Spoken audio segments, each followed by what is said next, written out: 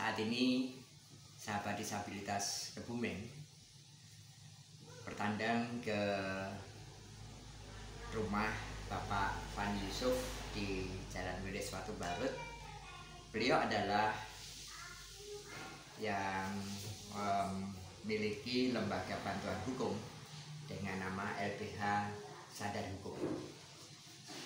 Selamat sore Pak Fandi. Selamat sore Pak kawan SDK Kebumen. Terima kasih datang di LBH Sadar Hukum Kebumen atas diperkenankannya kami untuk sowan dalam hal konsultasi tentang pemenuhan hak disabilitas dari sisi hukum.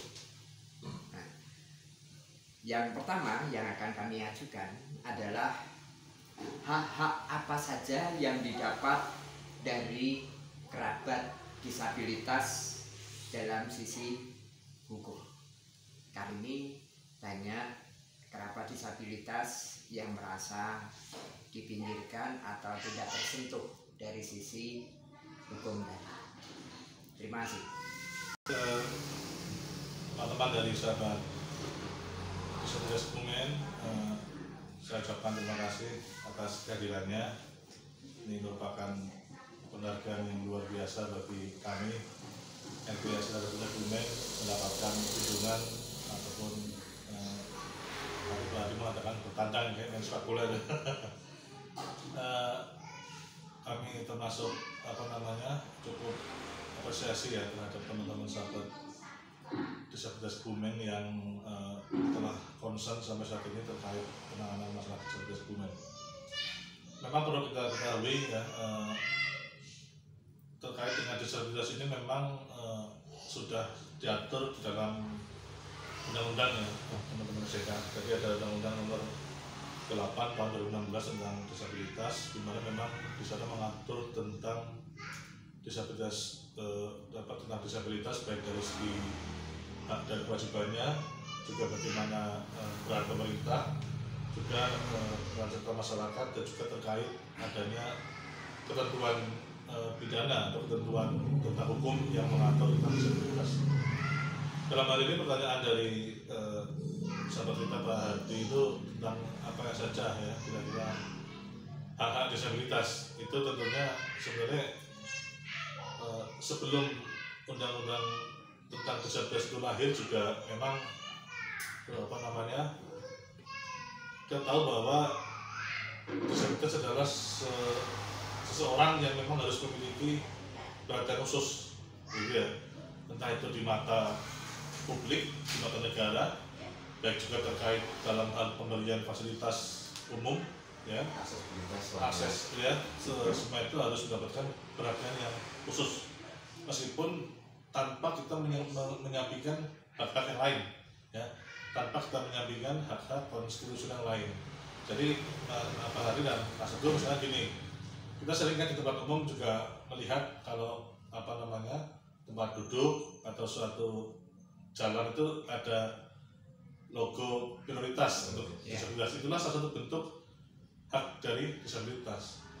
Termasuk juga lebih luas kita berbicara lain adalah teman-teman disabilitas itu memang mendapatkan hak yang sebenarnya sama dengan teman-teman yang tanda kutip normal gitu ya, terkait tentang hak ia untuk mendapatkan pendidikan yang layak, ya, tentang juga hak sahabat disabilitas untuk mendapatkan pengakuan, mengumumkan pendapat, kemudian hak politik juga dalam disabilitas untuk dia memilih dan dipilih, kemudian hak juga yang sama di mata hukum untuk mendapatkan pekerjaan yang layak, kemudian disabilitas juga memiliki hak yang sama untuk mendaftarkan diri sebagai aparatur sipil negara, itu sama, itu juga sudah terakomodir di dalam undang-undang tentang disabilitas ya, undang-undang 8 tahun 2016. Jadi sangat terlindungi sebetulnya, ya.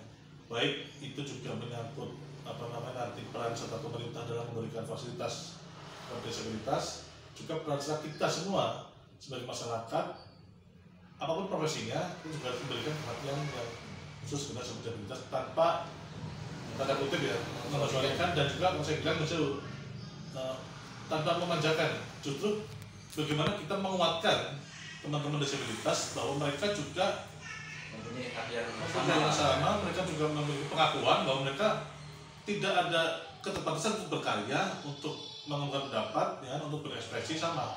Jadi itu Pak Hadi dan Mas Anwar lebih hak disabilitas dan undang-undang disabilitas itu. Jadi tetap hak perlindungan hukum, hak berpolitik, hak mendapatkan pendidikan, pengajaran itu prinsipnya sama dengan yang normal. Bahkan dia juga memiliki hak untuk mendapatkan pelayanan yang memang khusus daripada teman-teman yang tanda kutip normal begitu. Oke. Itu Pak. Terima kasih Mas Panji. Mungkin beberapa teman-teman kan jadi dengan programnya ini nanti sampaikan ke teman-teman bahwa teman-teman disabilitas itu mempunyai hak yang sama untuk perlindungan hukum. Nah sedang ini saya mau menanyakan satu hal yang mungkin pernah terjadi di masyarakat. Pernah ada kejadian sebuah kasus pelecehan seksual terhadap ABK, anak berkebutuhan khusus, dan itu biasanya terjadi itu dilakukan oleh orang terdekat. Dan kasus itu selesai ada yang tidak mau melaporkan karena itu aib, merasa aib dan malu. Dan satu sisi lagi kadang selesai dengan kekeluargaan karena dari pihak segi orang tua pelaku dan si korban ini saling kenal. Nah, cuma dari keluarga dan masing-masing keluarga ini mungkin tidak ke depan sana anaknya ketika ABK sebagai korban pelecehan seksual seperti itu, otomatis psikologinya kena. Nah,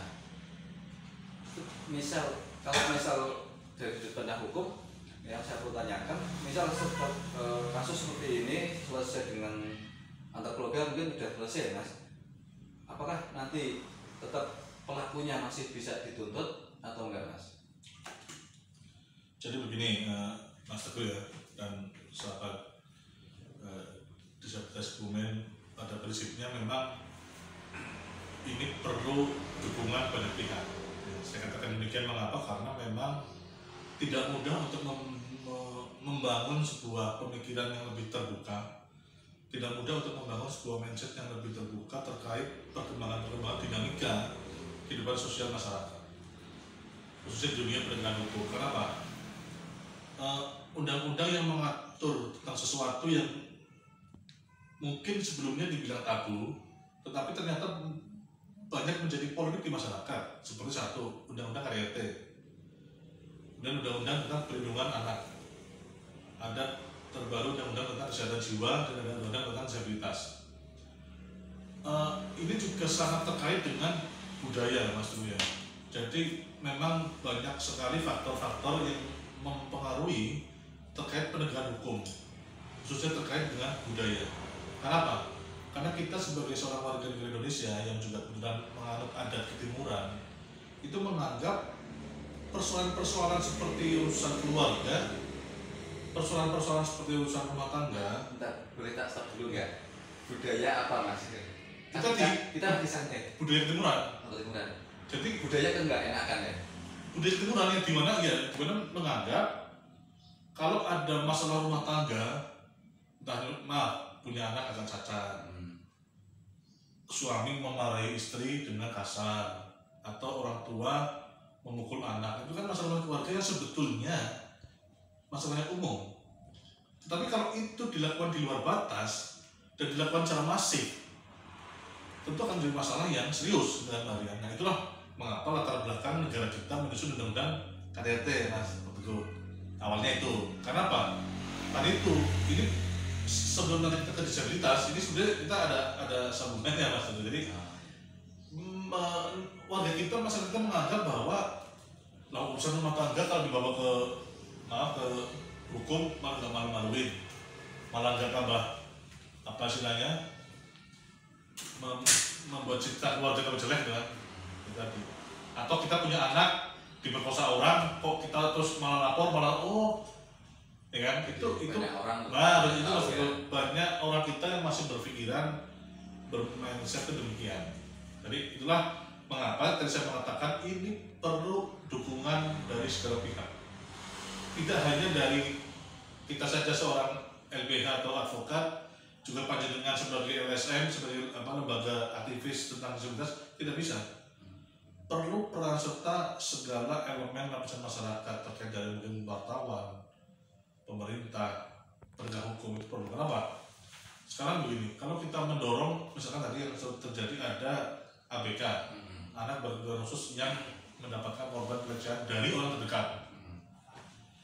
Itu tadi, kalau kita bicara mengenai budaya, itu sangat mungkin Mas Teguh, mereka tidak ingin melapor. Kenapa? Pelaku juga keluarga. Kalau mereka lapor, mereka takut keluarga besar akan tercemar, menjadi omongan orang. Kemudian korban juga, saudara juga, ya kan? Mereka lebih takut terhadap akan omongan-omongan orang, Mas Teguh. Akan nanti cemoohan orang di sekitar kita itu adalah mereka yang ditakutkan. Makanya kadang beberapa pola pikir dari mereka yang belum terbuka, mereka enggan untuk melaporkan ini kepada hukum. Satu, faktor keengganan tersebut bisa karena satu tadi budaya yang menganggap itu urusan dapur, urusan keluarga. Kemudian yang kedua adalah ketidaktahuan mereka. Kalau mereka melapor harus ke siapa? Itu juga menjadi masalah yang terjadi. Mungkin bisa dijelaskan, misalnya ada kasus seperti itu, lapornya ke siapa dan jalurnya kemana dulu sih? Nah, jadi memang kalau terkait apa Mas itu ya, terkait hal-hal yang memang menjadi persoalan di masyarakat, sebenarnya itu juga cukup kompleks. Kalaupun itu ada permasalahan yang sekiranya berpotensi ada pelanggaran hukum, sebenarnya tidak harus melulu dilaporkan ke instansi penegak hukum. Bisa juga mereka lapor ke lembaga terdekat, itu adalah desa. Karena bagaimanapun ya Mas Teguh dan Pak Ardin dan teman-teman STK, desa itu merupakan suatu lembaga atau instansi yang terdekat dari masyarakat. Ya kalau masyarakat kita SDM-nya cukup mumpuni, mereka bisa langsung lapor ke kepolisian atau mereka bisa langsung ke advokat, pengacara. Tapi kalau orang awam yang tanda kutip pengetahuannya agak minim, setidaknya mereka bisa datang ke desa untuk meminta pertolongan desa. Desa sekarang dengan adanya undang-undang desa, banyak hal yang perlu dibenahi. Termasuk desa harus memberikan perhatian khusus kepada teman-teman sahabat disabilitas juga, teman-teman anak, perlindungan anak itu penting. Nah, tapi itulah tadi Mas Teguh yang perlu kita pikirkan bagaimana justru kita bisa membangun mindset masyarakat kita supaya tidak takut untuk melapor. Karena gini, sekalipun kita melapor ya ke dalam ke desa atau misalkan ke penegak hukum, belum serta-merta atau tidak serta-merta itu akan diproses secara hukum. Bisa juga di dalam situ terjadi perdamaian. Itu sebenarnya tidak masalah Mas Teguh. Jadi permasalahan demikian, manakala pun terjadi perdamaian itu juga bukan sesuatu yang haram, bukan sesuatu yang nggak boleh, sepanjang perdamaian itu seimbang. Artinya mungkin ada ganti rugi dari pelaku, atau ada jaminan pelaku tidak akan mungkin mengulangi lagi, atau pelaku akan bertanggung jawab dengan cara mungkin memberikan bantuan pendidikan kepada korban segala macam. Itu jadi gini. Jadi dalam persoalan hukum Mas Teguh ya, termasuk dalam persoalan hukum pidana, itu perdamaian sekarang bukan jadi hal yang tabu. Dan masalah berdamai dalam perkara apapun, yang penting tadi itu asalkan perdamaiannya juga berimbang loh. Jangan sampai kalau udah damai, di belakang masih ada. Nah, itu lagi kita bahas. Kalau memang perkara hukum terkait disabilitas itu mau berdamai, ya berdamailah secara tuntas. Nah, itu kan jelas loh, itu kita jadi. Nah, itu kan kadang-kadang ada beberapa rekan yang kiranya bisa terintimidasi ya mungkin karena dia, nah kita mungkin agak takut harus lapor nanti kok dia orangnya seperti ini kan, dan ya, sendiri kan itu tadi Pak, takut melapor juga kan kadang. Karena gini, kita pun juga tidak bisa juga memaksa seseorang untuk harus melapor atau apa, nanti ditakutkan, dikhawatirkan akan muncul persepsi lain dari yang melihat kita. Dikira lah korban sudah saling memaafkan, kok malah ini ada LSM datang malah jadi runyam, atau mungkin sudah sering damai kok gara-gara ada yang lapor ke polisi malah jadi runyam, atau ada yang gading-gading pengacara dan itu sebenarnya gini. Makanya kita harus lihat betul ini perdamaian bagaimana. Kalau ternyata perdamaian ini ada unsur-unsur yang masih belum jelas, misalkan ternyata mereka berdamai karena ada paksaan, atau berdamai karena ada unsur ketakutan, itu memang baru kita bisa untuk menawarkan solusi lain. Tapi kalau memang perdamaian itu sudah tuntas, sudah clear, ya sudah. Dan meskipun kita yang di luar merasa kok kayak nggak adil ya, kok kamu korban terima sih, apa sih? Ya kita tidak bisa memaksakan itu. Setiap orang punya tingkat penerimaan yang berbeda-beda, ya. Yang penting asalkan itu para pihak nilai sudah cukup, sudah adil, ya sudah. Kita hormat saja, kita awasi. Yang penting jangan sampai satu pelaku mengulangi lagi. Juga korban dilihat kok tumbuh kembangnya juga bagus, itu jadi tidak masalah. Tetapi memang kalau ternyata ya maksudnya memang korban betul-betul dia berkeluh kesah ke lembaga jenengan, ke LSM disabilitas atau ke aktivis disabilitas atau ke kita, LBH atau pengacara, memang dia betul-betul berkeinginan supaya perkara yang menimpa dia dilanjutkan ke proses hukum, tentu memang kita semua harus mengawal itu, gitu kan? Karena memang dia mungkin tidak ingin ada perdamaian, tapi ingin supaya memberikan efek jerah kepada pelaku, itu harus dikawal. Dan juga tidak bisa yang mengawal itu, mohon maaf, atau dari satu dua pihak kita pasrah, itu tidak bisa. Butuh pendampingan dari pihak. Misalkan gini, kenapa saya bilang butuh pendampingan dari berbagai pihak? Misalkan ada psikolog yang mendampingi pelapor, supaya apa? Pelapor meskipun diancam-ancam tetap jiwanya kuat, jiwanya sehat, gitu. Karena kadang gini Pak Ari dan Mas Teguh, seringkali banyak juga pelapor itu dari awal semangat, ya kan? Dia memang betul-betul ingin perkara itu diproses secara hukum, ya. Tetapi kadang di tengah jalan karena dia dapat ancaman-ancaman, dapat bisikan-bisikan dari oknum, ya, yang tidak bertanggung jawab, akhirnya dia udah damai aja lah, di anu aja laporan cabut. Itu memang saya akui di lapangan kadang banyak terjadi. Makanya itu tadi saya bilang, untuk mengawal supaya proses hukum ini bisa berjalan sampai ke persidangan, ini butuh kerjasama dengan pihak. Misalkan pelapor menggandeng kami dari advokat, dari LBH, kita sudah tekan, sudah kuasa untuk mendampingi dia lapor ke hukum, ke kepolisian misalkan. Itu kan kami tidak bisa mengawal segalanya Pak Hadi dan teman-teman dari Mas Teguh. Kita mengawal dari segi hukum. Kita pastikan bahwa aparat hukum bahwa perkara ini harus diproses secara hukum sampai tuntas, sampai persidangan. Tapi kita juga nggak bisa mengawal kan, manakala kita tidak dengan klien, dia di rumah dibisikin orang, jangan diterusin dong ini dong. Lalu hari berikutnya dibilang saya Pak pengacara, mohon maaf, saya mau berdamai saja. Saya boleh bilang apa? Apa ya saya harus ada orang berdamai, saya kompor-kompor itu jangan damai gitu kan? Itu kan juga etis kan. Mohon maaf Pak, kita sebagai advokat tugas saya adalah mengawal kepentingan hukum klien. Kalau klien di awal, Pak Fandi, Pak pengacara, saya kepengen si A dilaporkan ke polisi, saya kepengen si A di proses hukum. Oke Pak, Mbak, ya kan? Kita berjalan setengah jalan, dia kedua, Pak Fandi tolong kalau bisa ke sini di stop, gitu. Bisa Mbak, saya ingin damai aja, ya sudah. Tapi kalau misalkan ada teman-teman yang mendampingi Pak Fandi, kalau bisa tuh jangan damai apa nih, tetapi memang gini-gini, kok kalian harusnya dapat beri masukan, saya kuatkan pikirannya supaya dia tegak, karena ini udah keterlaluan. Baru bisa kita pertimbangkan, kita datangi klien kami bahwa sebenarnya ada apa sih Mbak, kok tiba-tiba ingin menghentikan kasus atau ingin mencabut laporan, ada apa gitu kan.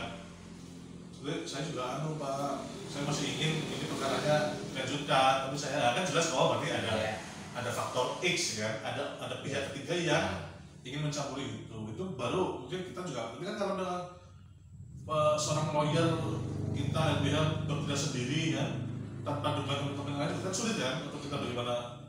Nanti kalau itu jadi omongan loh, kok klien kepengen damai, malah yang ngotot pengacaranya gitu kan.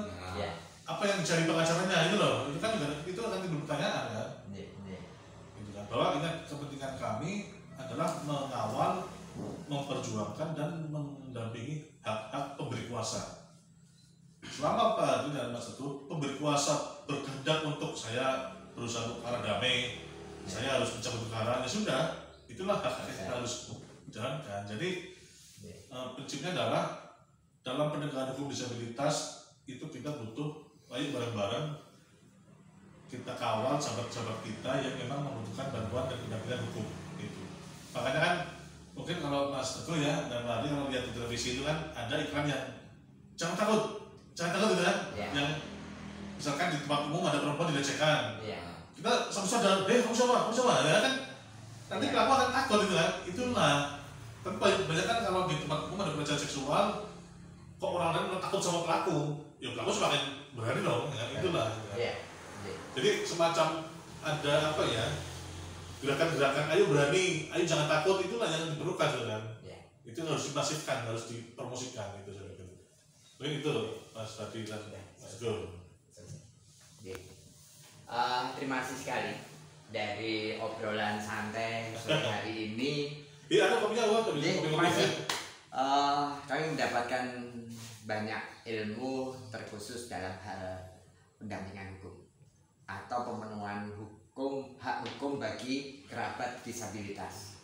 Semoga ke depan sahabat disabilitas Kebumen tidak hanya sekedar bagaimana mengangkat teman-teman kerabat disabilitas yang lain, tetapi dalam hal bersinergi dengan semua pihak, baik para advokat, terkhusus adalah LBH Sadar Hukum, kemudian juga dengan pihak aparat kepolisian atau pemerintah itu sendiri, agar masyarakat khususnya Kebumen dan terkhusus lagi kerabat disabilitas terpenuhi hak-hak disabilitasnya seperti yang dituangkan dalam Undang-Undang Nomor 8 Tahun 2016. Semoga Raporda Pemenuhan Hak Disabilitas di Kabupaten Kebumen secepatnya digedok. Sekian. Demikian, silakan lanjut Mas. Mas Fadi, Ya, saya pengen sepatah dua patah buat motivasi buat teman-teman disabilitas ketika teman-teman ini ada kasus pelecehan seksual terhadap kaum disabilitas, mungkin memberikan informasi yang bermanfaat buat teman-teman disabilitas. Ya, teman-teman sahabat disabilitas Kebumen, ayo kita bersama-sama bergandengan tangan saling menolong dan mengawal sahabat-sahabat disabilitas Kebumen dan beri mereka semangat, beri mereka rasa percaya yang tinggi supaya mereka tetap bisa semangat untuk menjalani hidup, dan jika mereka terdapat masalah hukum untuk tidak takut melapor. Semangat sahabat disabilitas Kebumen. Terima kasih Mas Fadi atas motivasinya kepada teman-teman kerabat disabilitas di Kabupaten Kebumen maupun di kota lain. Mungkin dari saya itu mungkin ada tambahan dari Fadi cukup sekali. Ini apa namanya untuk disabilitas itu sendiri, kadang-kadang itu di mata hukum itu punya cakap hukum untuk melapor ataupun mengadukan perbuatan seksual atau kejahatan lain. Ya, kalau misalkan memenuhi cakap hukum, apakah kalau misalkan tidak memenuhi cakap hukum, apakah di disabilitas itu tidak bisa diwakili oleh lembaga sosial seperti kami? Kalau misalkan mungkin karena ya nyuwun sewu ya, bukan merendahkan ataupun anak disabilitas itu kan ada kekurangannya dibanding dengan kita. Nah, kita yang normal sebenarnya pengen menolong dia supaya dia hak-haknya itu terpenuhi.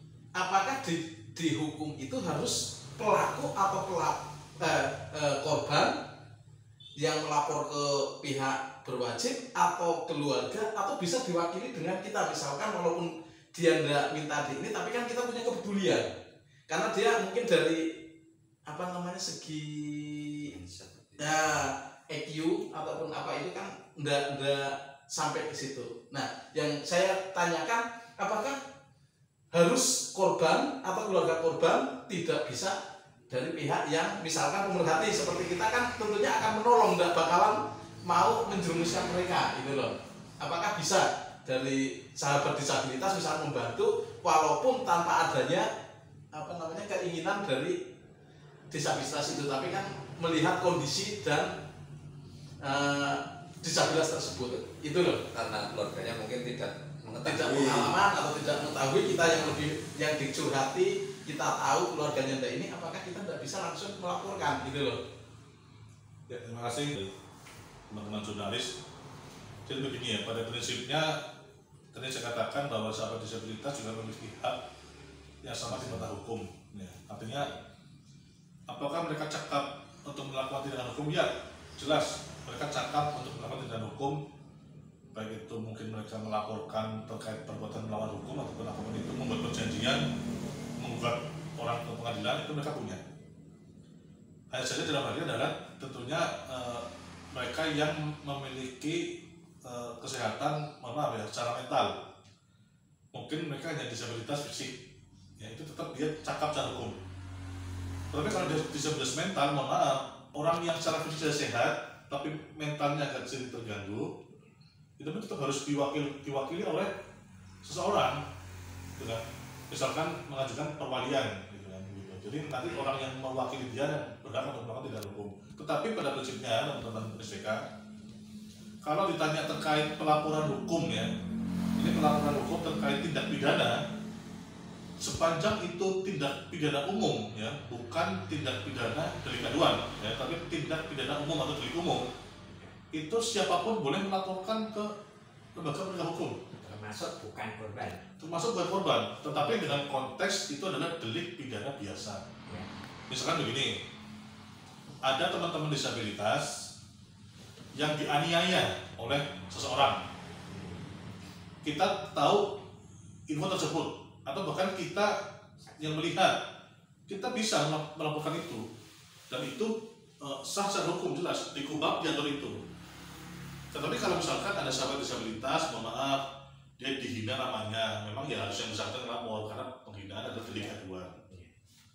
Tetapi kalau hanya seperti delik umum, misalkan sahabat disabilitas berkosa, mohon maaf, atau dianiaya, atau bahkan dibunuh, itu tentu setiap warga negara Indonesia yang mengetahui itu bisa melaporkan tindakan tersebut.